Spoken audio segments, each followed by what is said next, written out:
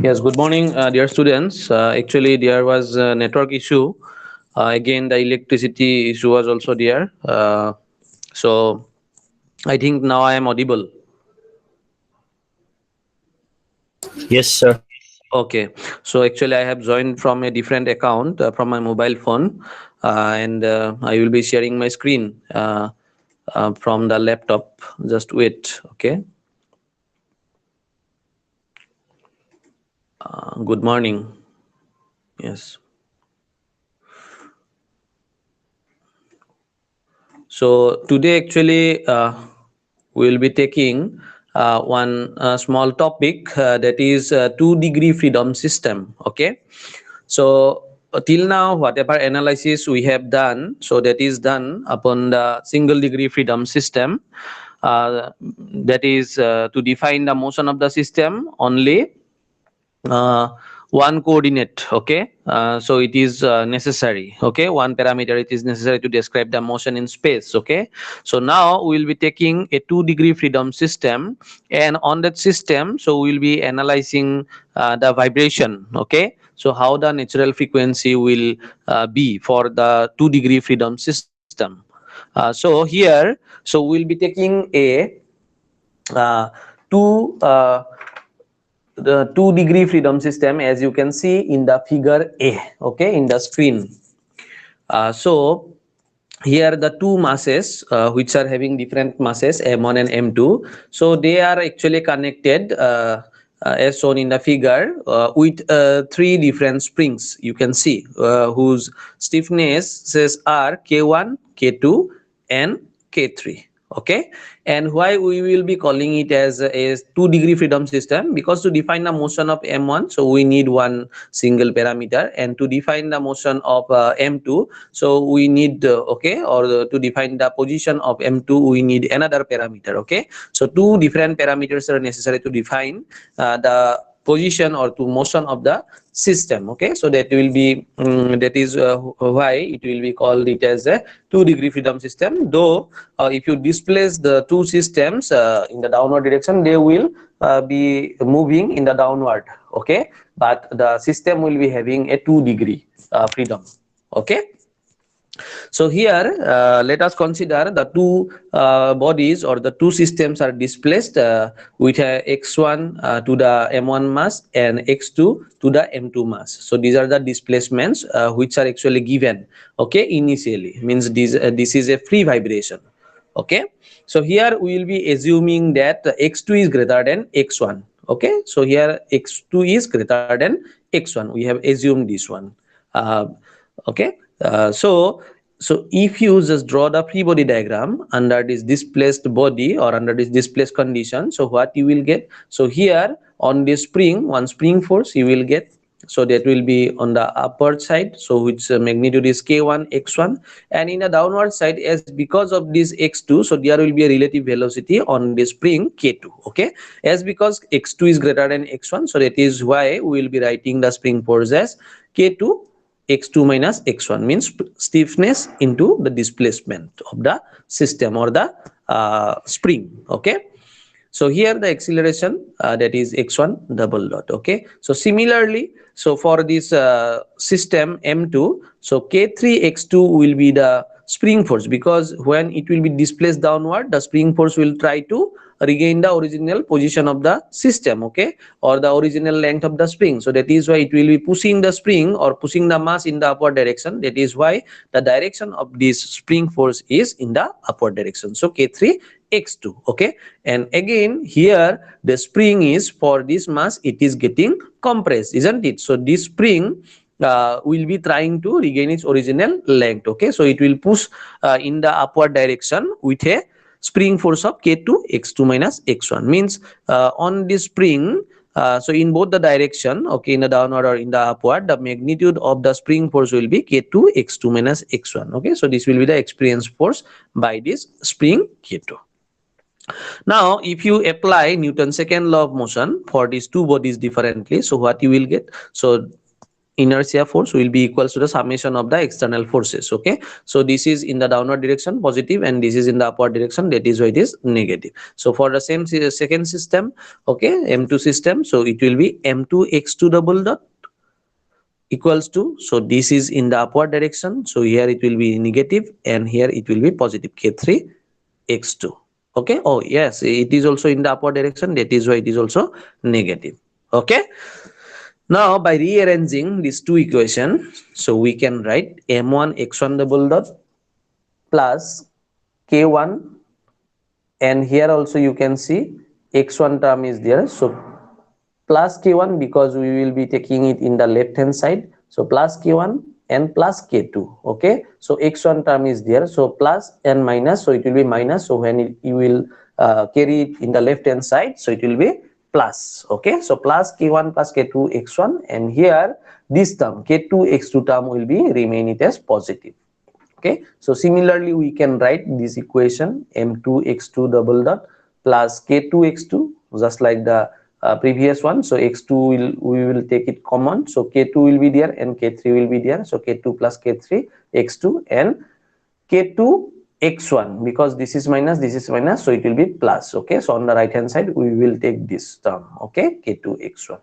Understood? So for the first equation there will be x2, and for the second equation on the right hand side there will be x1. Okay, now what we will do, so we will consider that the solution of these two displacement or two motions are steady state solutions. Okay, so for steady state condition as a harmonic vibration, so we will be considering this x1 as a vector. Okay, so x1 will be capital X1 sine omega t, and this x2, this motion will be as a sinusoidal motion or vibratory motion or simple harmonic motion. So x2 will be equals to x2 sine omega t. Okay, so what we will be doing now, so this x1 value we will be putting it here. Okay, so we need to put x1 double dot, so we need to differentiate this with respect to t twice. Okay, so then only we will be able to get, okay, this x1 double dot. Okay, so when we will be putting this in as x1 double dot, so we need to differentiate it twice. Okay, and here we need to differentiate this one twice. Okay, then only we will be getting x2 double dot. And when we will be converting it, or when we will be finding out the x1 double dot, so we will get some value. Okay, so when we will be putting it here, and x1 value, this one x1 sine omega t here, so what we will be getting, so we will be getting this equation. Okay, so you can do it as a practice. Okay, so directly you can put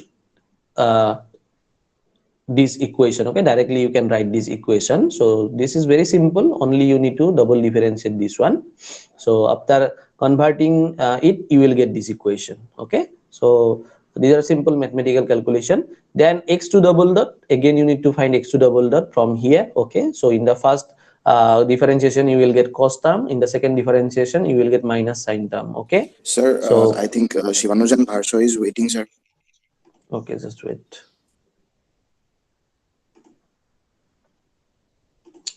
Okay, so after simplification, so you will get these two equations separately. Okay, so you can give some put some number for these two equations.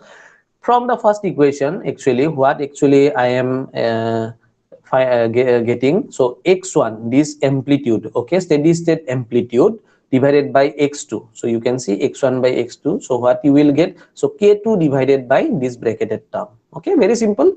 Now from the second equation, again I am finding out the ratio x1 by x2, so x1 divided by x2 will be what, so this divided by this, so now k2 will comes down. Okay, so earlier here it will be on the numerator, and here it is in the denominator. Okay, but these values are different. Okay, so this is k1 plus k2, and here it is k2 plus k3. Okay, so for we are doing the same process for the two different equations.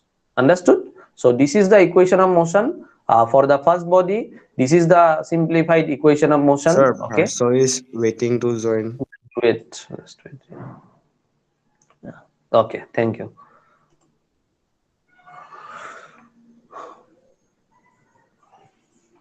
Okay, so after finding out these two ratios, so what you can do, so you can equate these two right hand side term. Okay, so we will be taking this in the left hand side and we will be taking it as in the right hand side.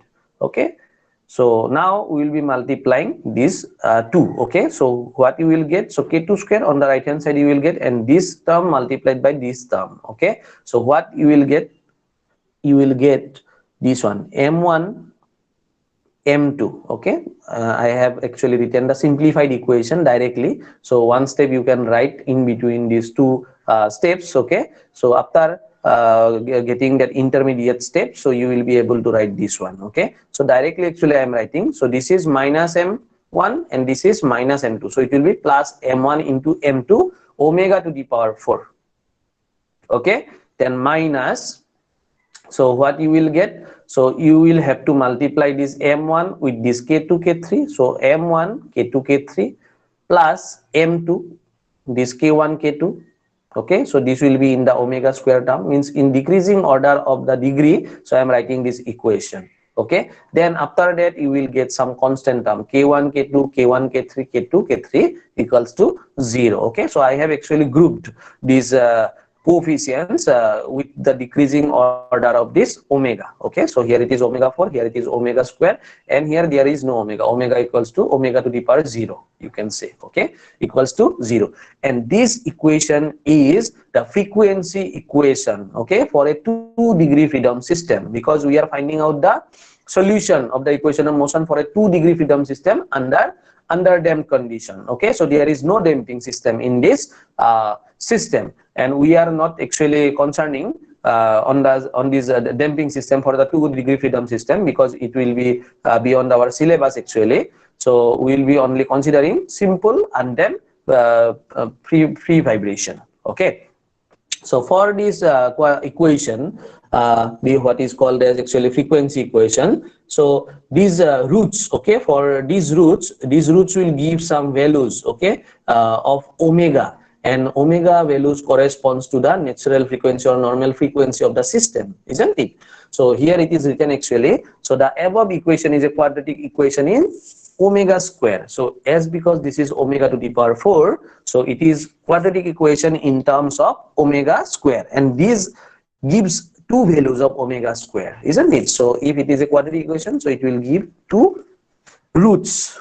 So thus two positive values of omega corresponding to two natural frequencies, omega n1 and omega n2 of the system will be getting. Okay, so one conclusion you can draw from this equation, that for a 2-degree freedom system, so we are getting only two natural frequencies. Okay, so for a single degree freedom system, how many natural frequency was there? Only one. Okay, so now you need to just remember that for a 2-degree freedom system there will be two natural frequency, and now we are going to find out the two natural frequencies. One thing was very much important actually, I forgot to tell you. So here the this one, okay, phase angle, you can say x1 sine omega t and x2 sine omega t. Okay, so we didn't consider this is omega 1 and this is omega 2. What is the reason actually? So for the motion to be harmonic, so frequency should be same for both the masses. Okay, so this frequency we are taking it as equal, otherwise there will be some superimposition, okay, superposition of motion. Okay, so the system may not execute a simple harmonic motion, so rather it will be having some random motion, okay, by addition of these two harmonic motions. So here this will be simply omega and this will be simply omega, means the frequency of these two systems are quite equal, okay, or both the systems are having equivalent frequencies. So that is another assumption while we are analyzing this system. Okay, so now we will be considering some conditions. Okay, so what is that actually? So we will be taking the stiffnesses of the springs of K1 and K2 as K. Okay, K2 will be remain same, but we will be considering that K1 and K3, these two springs K1 and K3, they are having the same stiffnesses. Okay, and this K2, as because it is attaching both to both the masses, so as it is having some relative velocity also, so we will not alter this value, but rather so we will be considering this K1 and K3, they are equivalent, okay, for simplification of this solution. So here K1, K3 equals to K, and M1 and M2 equals to M, okay. So what we will get? So we will get, by putting those values in this equation, as m square omega to the power 4 minus 2m. So if you just simplify, so you will get K plus K2 omega square K square. So this will be simply K square, okay. K1, K3 K square, and K1 K2, this you can write K K2, and this you can write K K2. So 2K K2 will be there, equals to 0, okay. So this is a equation, quadratic equation in omega square. So what will be the first natural frequency? So you need to take the radical, okay, that is minus b plus minus root over b square minus 4ac by 2a. So if you just put it, so you will get two different values of this omega square, okay. So one will be omega n1 square and one will be omega n2 square, because we have come to the conclusion that a 2-degree freedom system will be having two natural frequencies, okay, because this is the equation. So from here, if you just simplify, so what you will get? So omega n1 omega n2 will be this one, okay. And if you just take the positive sign for the first case omega n1, so you will get this equation, omega n1 will be equals to under root k by m, okay. If you can do the simplification, and in one case you just put it negative sign, you will get k plus 2k2 divided by m. So here it is not distinct, okay, just you write it as k, okay. So omega n2 will be equals to k plus 2k2 under root means divided by m, so which will be under this radical sign. So these are the two natural frequencies for a 2-degree freedom system having k, okay, as the stiffnesses in both the ends, and k2 as the intermediate stiffness of the spring, okay. So these are the two natural frequencies. Now what we will get if we analyze the motion of these two masses, okay. So we need to do some mathematical calculation, very simple mathematical calculation. Now what I will be doing, so I will be putting these values of omega n1, okay, omega n1, so where? So in this equation, in this ratio equation, x1 by x2, okay. So here this omega, instead of this omega we will be putting omega n1, okay. You can put here also, no problem. For this ratio also, if you just put omega n1 value here, so you will get some actually value, distinct value. So how it will come, I will tell you. So I have again written these two ratios of x1 and x2, steady state amplitude of mass m1 and steady state amplitude of mass m2. So this was the expression which we got initially, okay, after finding out the Newton's second law of motion, and after doing the second differentiation. So we will get these two ratios, isn't it?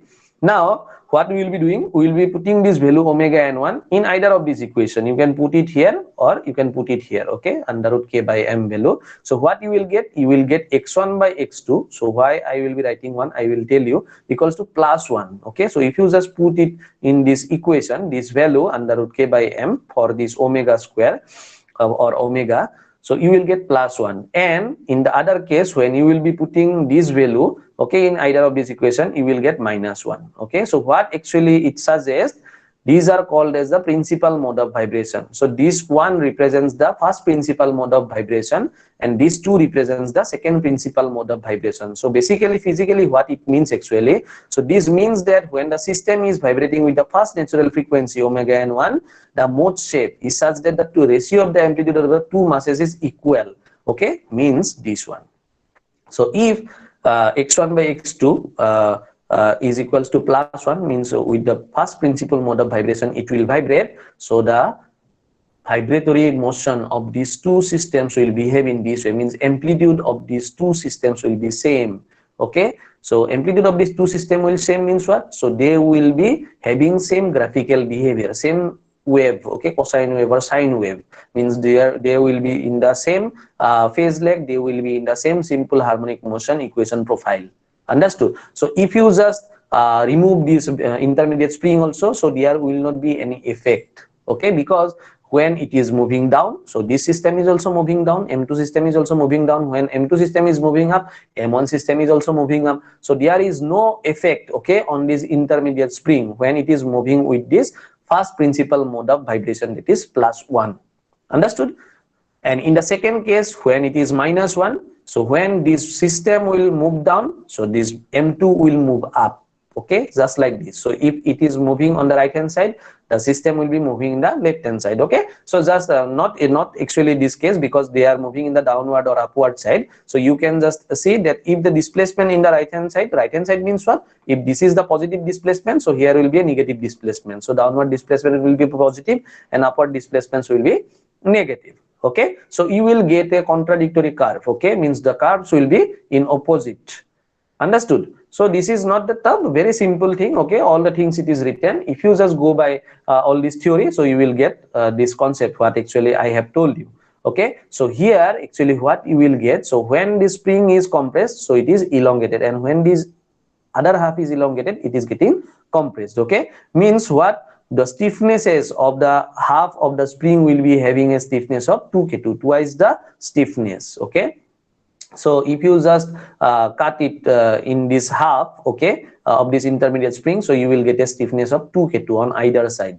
Understood? So this is actually the behavior of the system under this second mode, second principal mode of vibration, and this 1 and 2 represents the principal mode of vibration. Okay, so here I have written all these things. Okay, so if you just go by this theory, so you will get this one. Okay, so this is called the principal mode of vibration. Okay, so a system having 2 degrees of freedom can vibrate in 2 principal mode of vibration. Okay, and we have seen what are the 2 principal mode of vibration. This is the first principal mode of vibration, and this is the second principal mode of vibration. Okay, and the mode shape, this is called as the mode shape. Mode shape in the first principal mode of vibration, that is +1, and mode shape in the second principal mode of vibration is -1. So some simple question, okay, or 1 marks question may be asked, okay, in the competitive examination, that what is the first mode shape, okay, in the 2 degree freedom system for first principal mode of vibration. So the option will be +1, positive 1.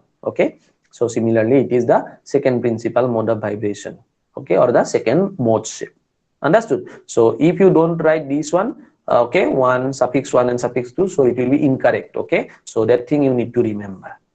So thank you, dear students, for listening. So if you have any doubt, you can ask. Okay, I will be sharing this already. I have shared in the WhatsApp group, so you can download it and you can note it down, okay, on your vibration khata. Okay, so thank you for listening, and okay, if you have any doubt, you can ask. At the same time, I'll be taking the attendance also. Just wait, don't leave.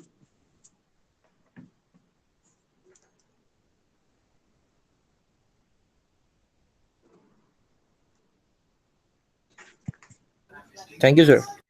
Don't leave, just wait.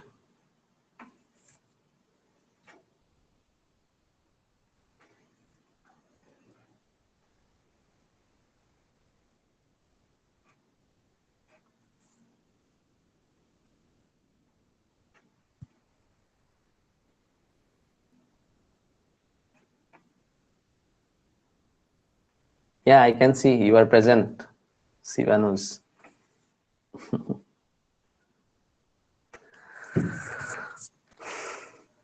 Okay, students, you can leave now. Thank you.